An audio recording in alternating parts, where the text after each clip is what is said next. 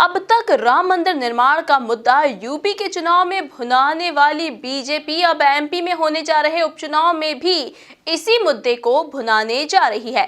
भिंड में बीजेपी ने हजारों राम भक्तों के साथ रामशिला पूजन रथ यात्रा निकालने का ऐलान किया है।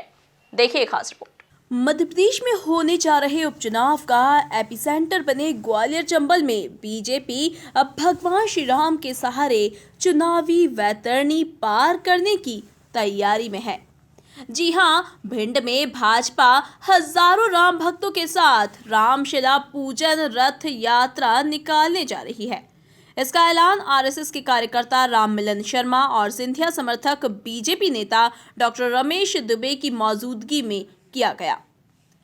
श्री राम मंदिर शिला पूजन रथ यात्रा में वरिष्ठ भाजपा नेताओं के सम्मिलित होने के भी आसार हैं।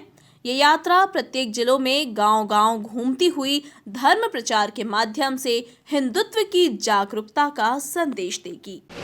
देश के सभी धार्मिक, सामाजिक और राजनीतिक संगठन उनकी सहभागिता के साथ हिंदू परिषद के केंद्र बिंदु में यह राम मंदिर का आंदोलन काफी वर्षों से चला है।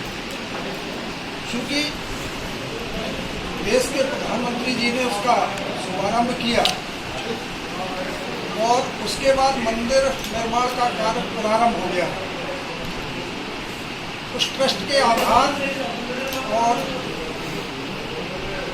संगठन के ढांचे के अनुसार यदि कुछ तांबे की छड़ें या ऐसी पूजित सलाह जो देश के विभिन्न भागों से वहाँ पहुँच सकती है, तो राम मंदिर के निर्माण में उनका कहीं न कहीं योगदान या वो लगने वाली है।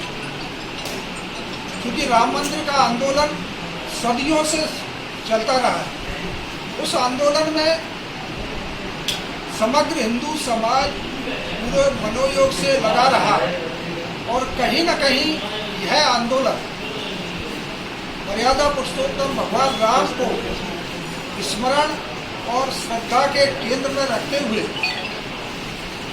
उसका प्रवाहित प्रत्येक व्यक्ति में सतत और बहुत अच्छे ढंग से बना रहे, इस निमित्त यह जन जागरण का कार्यक्रम है। और यह जन जागरण प्रारंभ चुकी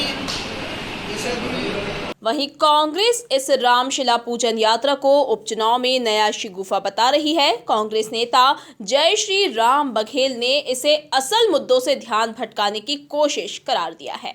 आज जो है प्रदेश की जनता को जरूरत है मजदूरों को अन्न की, किसानों को डीजल की, सिंचाई की सुविधा की। वर्षा नहीं हुई है, किसान परेशान है।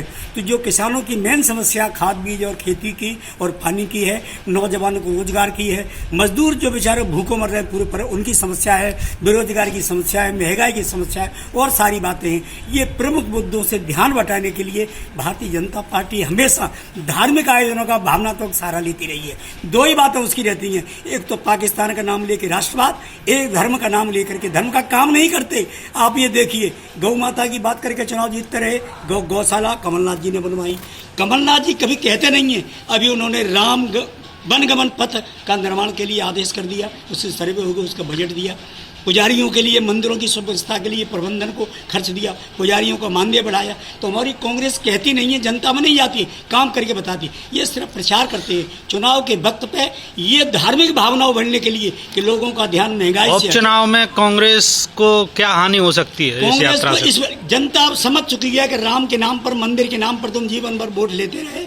राम के नाम से बहकाने जनता आने वाली नहीं है। जनता के मुद्दे आज ये हैं कि किस कदर जो है दल बदल करके धन से खरीद करके सरकारें गिराई गई। ये जनता के दिमाग में भरी हुई है। ये छल खबरें वाले लोग हैं, छलिया लोग हैं, संविधान की हत्या करने वाले लोग हैं, प्रजातंत्र विरोध हैं, जनमत को बेचने वाले लोग हैं, विधायकों की मंडी बल लगाने लोग हैं। ये बात भरी हुई है। दूसरे, जनता की जो आज समस्याएं, पीड़ा है, उनका दर्द कतई नहीं है। कैसे भी परेशानी आज किसानों पे है, बिजली के बिल को दूना चौगुना कर दिया, और भी सारी बातें जो हैं उनकी परेशानी की चिंता नहीं है। तो किसान अपनी रोजी रोटी के चक्कर में, मजदूर बाल बच्चों के चक्कर में है। इस समय कोई सुनने वाला नहीं है राम की बात, क्योंकि ये ढोंगी नकली काल ने भी हैं जो नकली बन करके आते हैं और राम नाम का नाम लेते हैं। इनके दिल में राम नहीं है, इनका आचरण राम का नहीं है। इसलिए कांग्रेस बहुमत से जीतेगी। इनकी धार्मिक यात्रा का किसी तरह का कोई असर विधानसभा क्षेत्रों में दोनों में पड़ने वाला नहीं है भिंड में। हालांकि आरएसएस के कार्यकर्ता राम मिलन शर्मा ने कांग्रेस के आरोप को खारिज करते हुए कहा कि ये एक सामाजिक कार्यक्रम है, न कि राजनीतिक कार्यक्रम।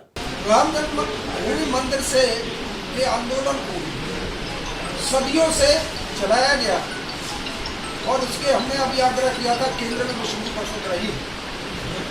विश्व हिंदू परिषद ने लगभग 40-45 वर्षों से इस आंदोलन को प्रत्येक माह संचालित किया है। मैं आपको पुनः आग्रह कर रहे हैं, प्रत्येक माह कहीं न कहीं राम मंदिर के इस आंदोलन को लेकर हम कभी न कभी देश के किसी न किसी कोने में कोई न कोई कार्यक्रम आयोजित करते रहते हैं, क्योंकि जिसका जैसा नजरिया है देखने का वो उस नजरिए से देखती है। क्योंकि धार्मिक सामाजिक संगठन होने के नाते या समाज व्यापी कार्यक्रम है, ये राजनीतिक कार्यक्रम नहीं। क्योंकि इस धार्मिक आयोजन में अभी तक 45 साल का जो हमने पूरा चरणबद्ध आंदोलन लिया है, और उस आंदोलन में जिन लोगों की बहुत बड़ी भूमिका रही है और जो लोग उस आंदोलन में सहयोगी की भूमिका के रूप में हर समय केंद्र बिंदु में रहे, वो इस सभाओं में अपेक्षित है, आने के लिए तैयार भी है और हम उनका स्वागत भी करते हैं।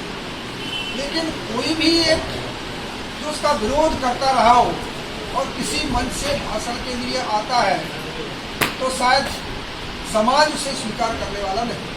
क्योंकि राजनीतिक जो कार्यक्रम रहते हैं, नेताओं की यात्रा अपने तरीके से समाज में तमाम विषयों को लेके की जाती रही है। यह कार्यक्रम विशुद्ध धार्मिक कार्यक्रम और ये प्रत्येक हमने भी आग्रह किया, प्रत्येक महीने में हमने कार्यक्रम कहीं न कहीं। दरअसल उपचुनाव में चंबल से 16 सीटें आती हैं और इसके लिए भाजपा और कांग्रेस प्रचार के लिए कोई कसर नहीं छोड़ना चाहती। पर खास बात यह है कि बुनियादी जरूरतों और योजनाओं की जानकारी न देते हुए लाभ के मुद्दों पर प्रचार हो रहा है। बता दें कि कुछ दिनों पूर्व कांग्रेस के वरिष्ठ नेता डॉक्टर गोविंद सिंह ने नदी बचाओ पदयात्रा निकाली थी और अब भाजपा के नेता धर्मार्थ रथ यात्रा का सहारा लेकर चुनावी रण में जनता का मन मोहने के लिए तैयार हैं।